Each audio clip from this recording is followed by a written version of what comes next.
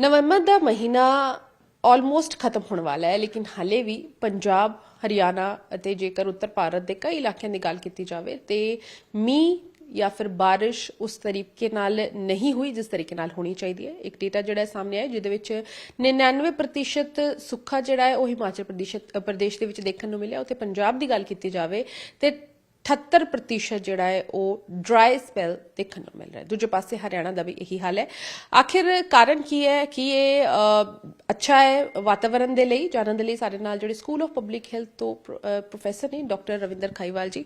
ਖਾਈਵਾਲ ਸਾਹਿਬ, ਲਗਾਤਾਰ ਆਪਾਂ ਦੇਖ ਰਹੇ ਹਾਂ ਕਿ 에ਅਰ ਪੋਲਿਊਸ਼ਨ ਤਾਂ ਇੱਕ ਪਾਸੇ ਵਧ ਰਿਹਾ ਹੈ ਲੇਕਿਨ ਬਾਰਿਸ਼ ਨਾ ਹੋਣਾ ਇਹ ਕਿੰਨਾ ਕਿ ਜ਼ਿਆਦਾ ਹਾਨੀਕਾਰਕ ਹੈ ਜਾਂ ਠੀਕ ਹੈ ਇਸ ਮੌਸਮ ਦੇ ਵਿੱਚ, ਜਾਂ ਹੁੰਦਾ ਹੈ ਅਮੂਮਨ, ਜਾਂ ਫਿਰ ਕਾਫੀ ਸਾਲਾਂ ਬਾਅਦ ਅਜਿਹਾ ਹੋ ਰਿਹਾ है?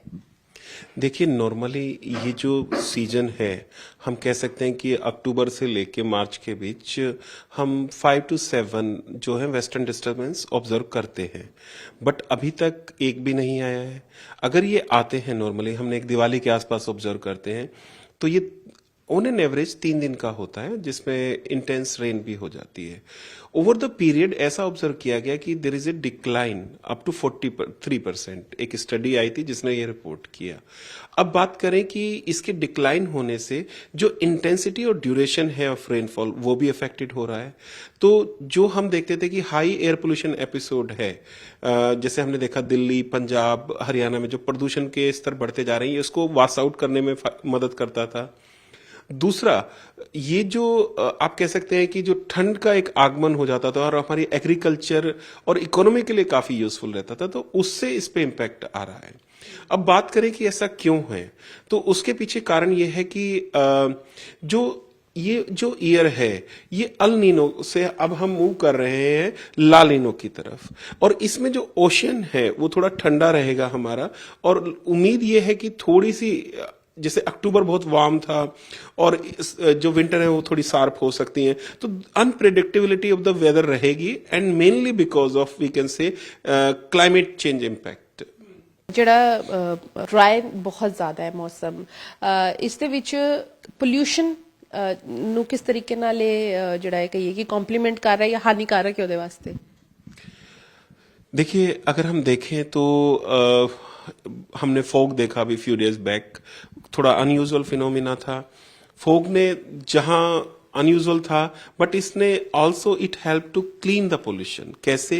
बेसिकली फॉग के अंदर हमने वाटर पार्टिकल्स होते हैं जो आप कह सकते हैं दे अट्रैक्ट द डस्ट, तो जो स्कैवेंजिंग हुई और they also supported dust particle to attach with the you can say water molecule, तो जो ग्रेविटेशनल सेटिंग हुई, so that help to clear the air pollution partially.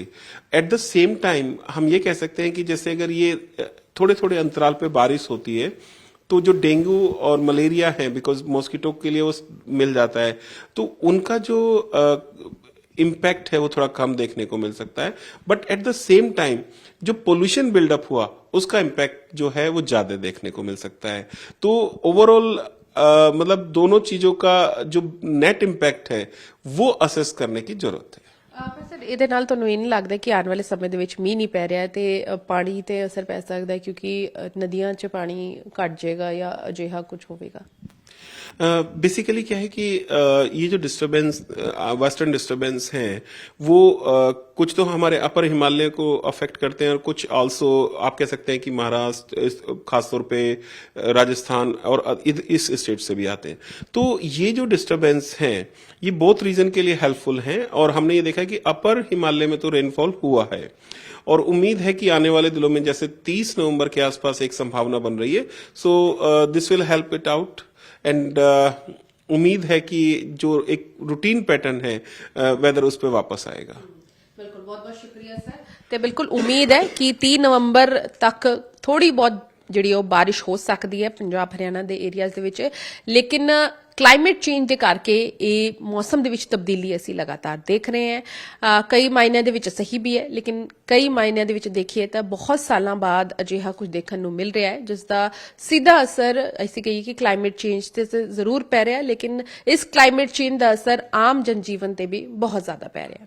Camera person Sameer ਦੇ ਨਾਲ ਪੂਜਾ Verma, daily post Punjab, Haryana, Himachal.